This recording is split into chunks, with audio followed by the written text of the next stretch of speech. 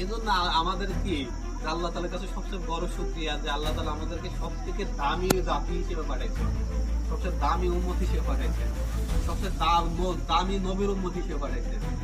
এই জন্য কি করতে হবে ভাই, আমাদের একটু চিন্তা ভাবনা করতে হবে যে আমাদের এরকম দুনিয়া থেকে কি করতে হবে, আখিরাত কামিয়ে করতে হবে।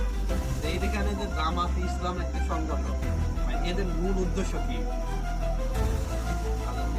এদের মূল উদ্দেশ্য ভাই হলো আমরা কিভাবে কি করতে পারি, যে নিজে বাঁচতে পারি, যে আমার সমাজ বাঁচতে পারে, আমার দেশ বাঁচতে পারে, আমার জাতি বাঁচতে পারে, এরকম বাইতে কিভাবে আমরা এরকম আখিরাত পাইতে পারি, এইটাই মূল উদ্দেশ্য।